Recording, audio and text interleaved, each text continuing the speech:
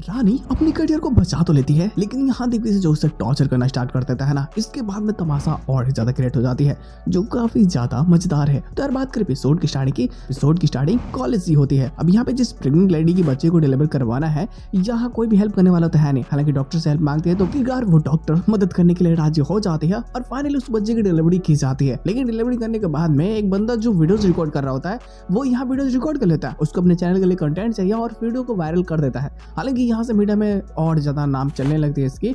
इस कॉलेज की भी बदनामी बहुत ज्यादा हो जाती है कि सोचो जरा, अगर उस माँ और बच्चे की मौत हो जाती तब क्या होता। और ये बात है दिग्विजय तक पहुंचती है।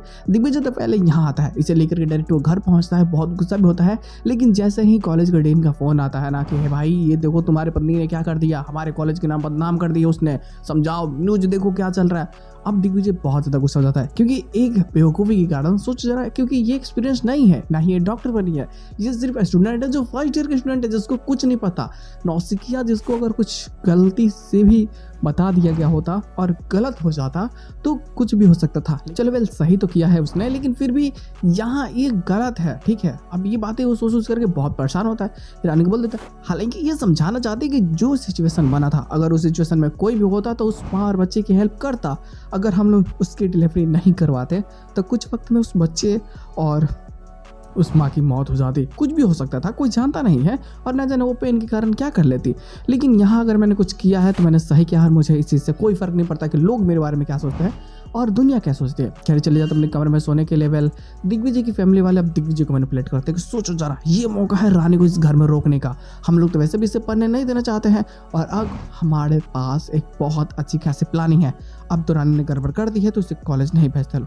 लेकिन दिग्विजय सोचता है कि नहीं, उसने जो वेल किया है सही है, वेल उसका सपोर्ट करना चाहिए। लेकिन फिलहाल इसे समझाना और सबक सिखाना बहुत ही ज़्यादा जरूरी है क्योंकि बहुत ही ज़्यादा रानी इंडिपेंडेंट बनने की कोशिश करती है। और अब बारी दिग्विजय की होती है। ये देखो जैसे ही कॉलेज ज्वाइन करता है ना, इसके बाद में ये समझो तो उसे टॉर्चर करना स्टार्ट कर देता है। बहुत सारे होमवर्क देता है, क्लास छुट्टी हो जाने के बाद भी उससे बहुत सारी चीज़ें लिखवाता है। और अंत में इसका रिजल्ट पता है क्या होता है? रानी की हेल्थ पे बहुत ही ज़्यादा बुरा प्रभाव पड़ जाता है क्योंकि जो प्रेग्नेंट है और वो दिन भर अगर पढ़ रही है, एक चीज़ से फोकस कर रही है, तो आज न कल हरासमेंट करना उसकी हालत ख़राब होगी। और ये रानी के साथ में होती है। वो हॉस्पिटल में भर्ती होती है जहाँ पता चलता है कि इन्हें कॉलेज ना जाने देना ही सही रहेगा, क्योंकि अगर जाएंगे तो हरासमेंट होगा, फिर बच्चे पे इसका बुरा प्रभाव पड़ेगा और शायद कुछ भी हो सकता है। तो दिग्विजय सोचता है कि यार देखो कॉलेज तो जा नहीं सकती, मैं प्रोफेसर इसका कॉलेज में हूँ, तो क्यों ना मैं इसे घर से ही पढ़ाना स्टार्ट कर दूँ। तो यहाँ ये कॉलेज में जाकर के बात करेगा और रानी को घर से तैयारी करने की कोशिश करेगा। हालांकि जो दूरियाँ बढ़ी थी ना अनीसा के आ जाने के बाद में, ये पूरी तरीके से धीरे धीरे खत्म होने लगती है क्योंकि इस एक इंसिडेंट के बाद में दिग्विजय अब बहुत ज़्यादा ख्याल रखने लगता है क्योंकि उसे पता है कि रानी की प्रेगनेंसी बहुत ही ज़्यादा क्रिटिकल है। अरे वो 18 साल की लड़की है, वो इतनी जल्दी माँ कैसे बन सकती है? सोचने वाली बात है ना। लेकिन फिर भी यहाँ दिग्विजय सोचता है कि अगर सब कुछ सही हो रहा है तो मुझे सही ही करनी है और मुझे आज से रानी का ख्याल रखना है। इसके लिए शायद कुछ भी हो जाए, मैं करूँगा, मैं कुर्बानी देने के लिए तैयार हूँ। और बस ये उसकी मदद करने लगता है। देखो चीज़ें तो बहुत ज़्यादा बेहतरीन होने वाली है।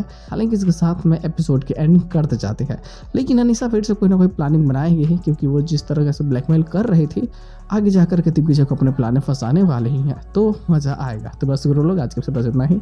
हम लोग मिलते हैं बहुत जल्द किसी नए वीडियो के साथ में। तब तक के लिए बाय।